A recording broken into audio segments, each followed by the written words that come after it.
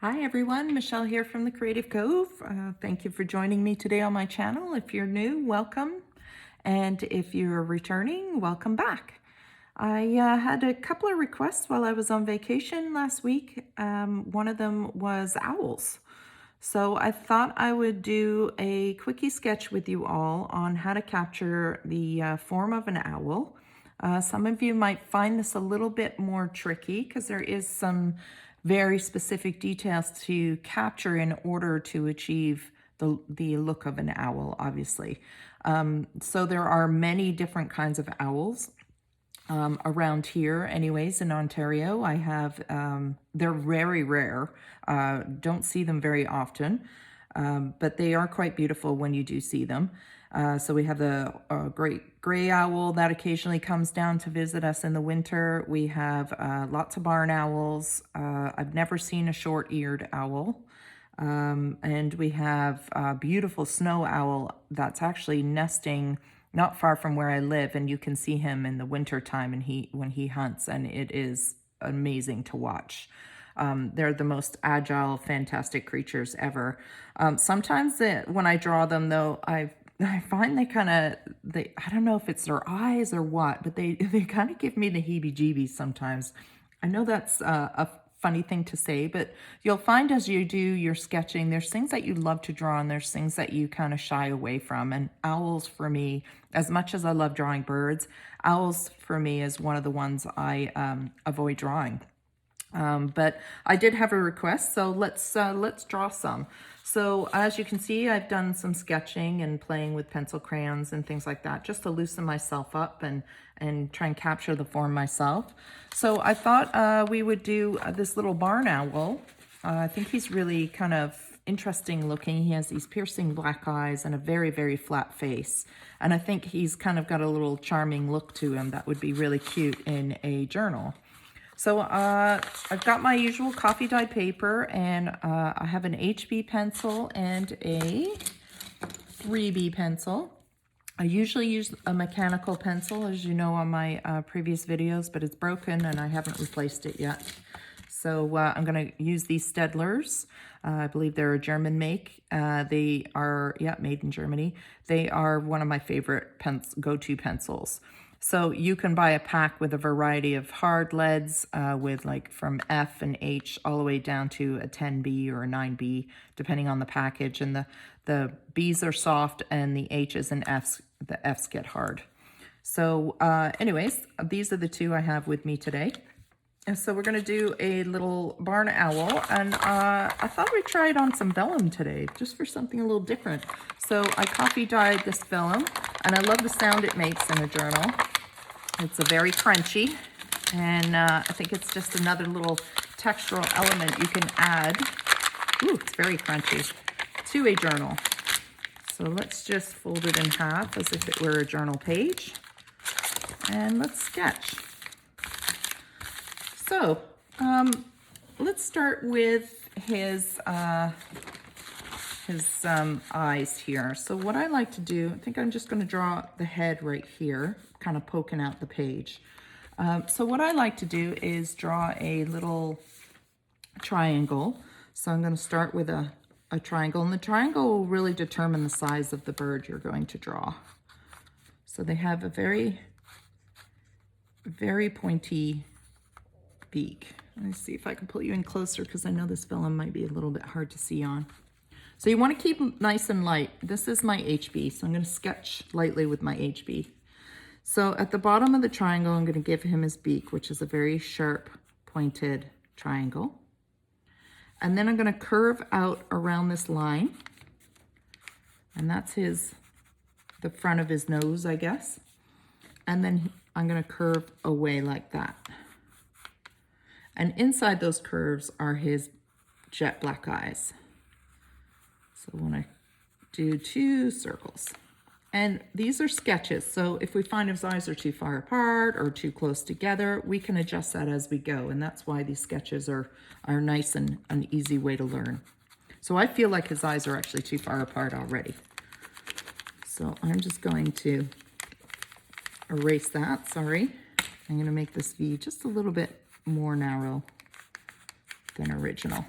I'm going to bring those eyes in a little bit tighter. Love the crinkly sound of this vellum. I was really pleased how the coffee dye turned out. So I'm just gonna scribble the black in his eyes, and you can switch to the 3B to do that if you want. I'm just gonna scribble it in nice and quick. I leave a little bit of white as a reflection here. And now I'm gonna start building up the shape of his head. So he has this kind of heart-shaped white face. So in the middle of the line, you can draw a line too if that helps. Capture his forehead here. And a heart shape goes around his eyes like this and tucks right under his beak. And this is kind of his flat white face. So from a side profile, he has an incredibly flat face.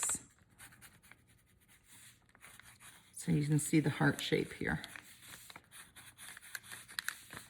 And then he gets the rest of his head, which is flat on top and goes around the side. Again, nice and loose sketches. Feeling out the lines with your pencil, making adjustments. And then he has his little shoulder here. So now we can fill in the feathery part. So what's important, like I've mentioned in my other videos, is the direction in which feathers and fur grow. So if I were to just color him in across like this, it would look unnatural. So I want to capture the direction that his feathers are growing in. So around his eyes, they grow away from his eye like this. And as I work my way around, you'll see I follow the direction the feathers go in. So I'll show you how not to do it. So on this side, I'm going to go like this. And now if I stayed this direction, it doesn't give the illusion of the feathers. And that's important if you're trying to capture detail, especially in a quickie sketch like this. It makes all the difference between just a beginner sketch to really observing what you're looking at. So again, outside like this. So now this part of his beak is rounded this way. So his feathers will now go this way on his beak. And come up like this.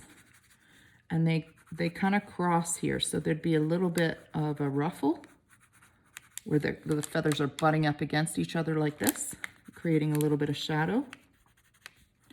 He'd have a little bit more shadow underneath where his beak is raised up and his nose is raised up away from the rest of his face. So you can see it's already starting to take form. So around the edge here would be ruffled where these smooth white feathers back into these kind of darker feathers. So again, they're doing this around the edge of his face. So there would be a shadow indication of ruffled feathers right around that heart shape that we did. I'll just throw some of that in there. I'm going to put some feathers over his beak. And then I'm just going to darken up the beak a little bit, just so it sits out. It's actually quite a white beak, but I want it to stand up back away from the page so it pops out a bit. And I'm just going to give him a little feather indication around the rest of his head. Pull it in from the top, because again, it curves out this way, curves out,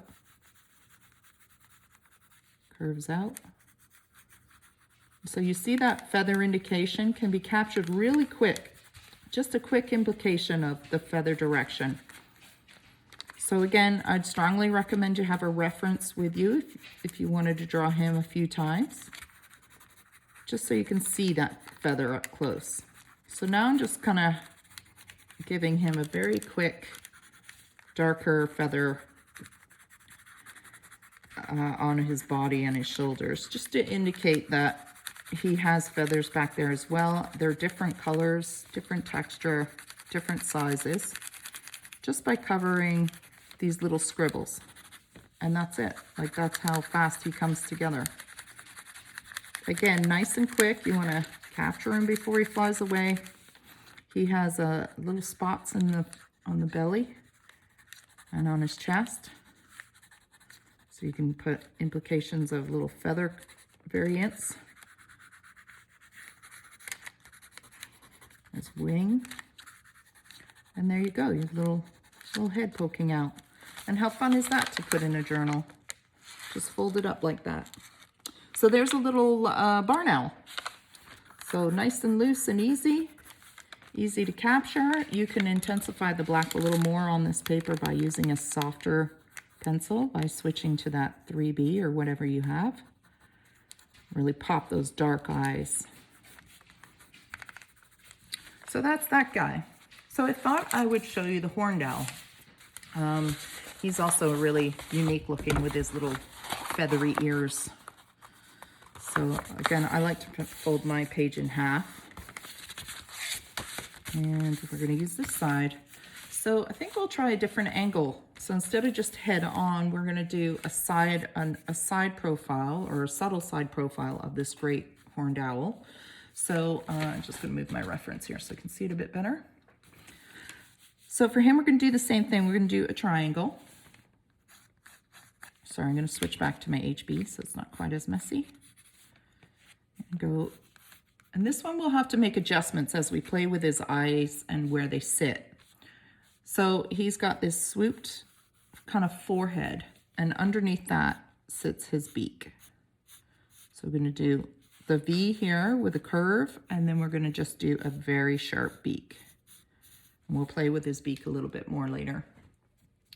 So underneath this here sits his intense eyes.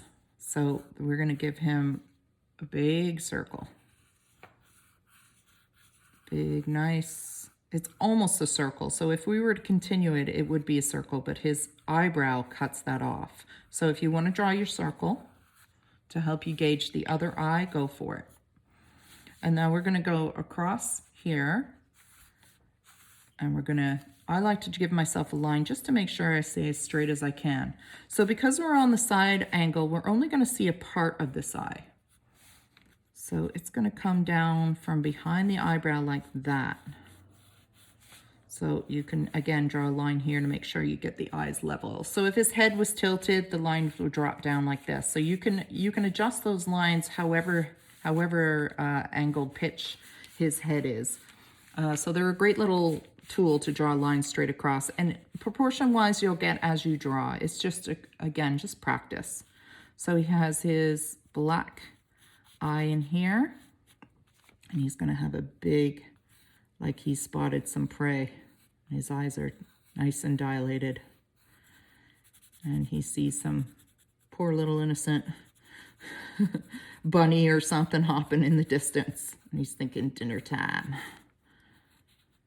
So I'm just going to fill in the black as best I can. So now I have his eyes. I think they're okay. They might need adjusting again. We'll know more as we go. So they have these nice black, I like to call them eyeliner, which really pops their eyes. So I'm gonna switch to my 3B for that. I'm just gonna pull some nice dark eyelids through here. Really intensify those eyes.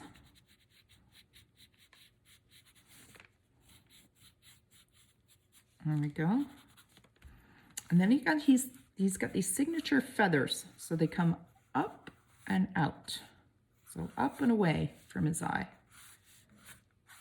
And then he's got them on this side. So his eyebrow comes out and up and away. And then he's got a forehead. So the forehead wraps around like this and kind of comes back over like that. And then I'll show you how his feathery eyebrows kind of fill in that space in a second. And then he's got a head that comes round the back. He's starting to look a little square, so I'm going to raise that brow a little bit. And he's got some shadow under his eyes. So let's start maybe filling in his face, and I might have to adjust his head a little bit. It doesn't look right to me just yet. So I'm going to darken his beak. It's one intense beak he's got. And his beak and his talons are pretty darn impressive. Prey doesn't have much of a chance. So the same thing as the snow owl. I'm mimicking the direction the feathers are growing in around his eyes. And I'm just doing a quick sketch. He's got very feathery face around his beak here, so I'm just indicating feathers by scribbling. And I think what we need to do is really pop these feathers now. So I'm going to darken them up and I'm going to feather them out. So I'm just scribbling out.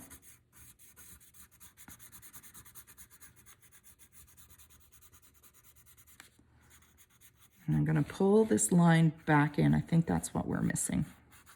Let me erase this guy because he does have an outer ear there. Maybe swoop down in the forehead and now over here.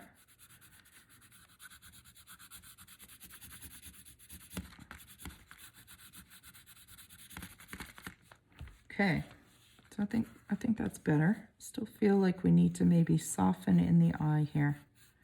Give him a little curve right there. Indicate a little bit more of the nose. All right, so now we can just do the little scribbly thing I showed you where it kind of indicates the feathers, patterns. And again, paying attention. So this is a curved part of his eye here. So his forehead would curve up. So we'll do that a little bit, just to indicate that kind of curve. And I'll do some scribbling. Go back with my HB and just kind of darken it up a little bit by scribbling some more. So owls, you'll see, will need practice to capture these forms. But don't give up if you don't nail it in the first couple of times. They're not an easy form to capture. It's a lot of really looking at what it is you're drawing. Lots of practice there. So I'm going to finish off his face by scribbling out. And down here is the back of his head. So this will curve down like this. And I really should have done him higher up so you could have seen more of his body. Sorry about that. And then underneath his beak, he has these feathery chin.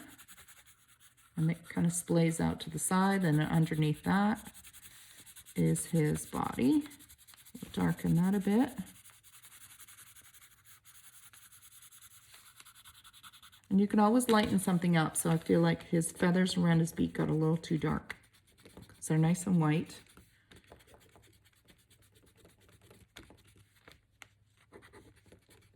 I really want to bring back this forehead a bit. So you can see you can make adjustments as you go.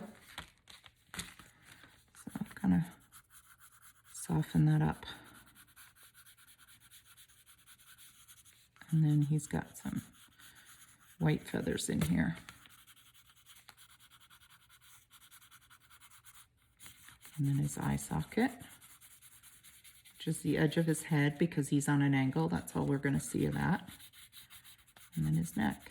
And again, just loose sketching. Make adjustments. Just scribble away. Make these little implied lines of pockets of feathers and patterns. So his eye might have gotten a little bit too big on this side. So you can see, just make an adjustment. Scribble it back out.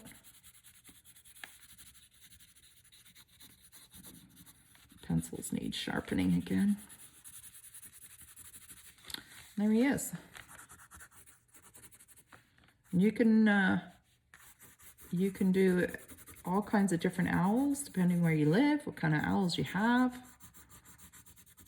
They're really fun to add sketches like this, quickie sketches like this into your journals.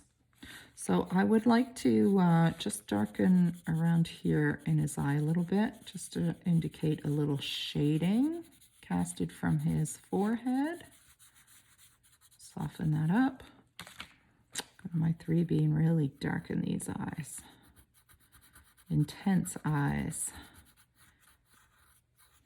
There's no hiding from this guy.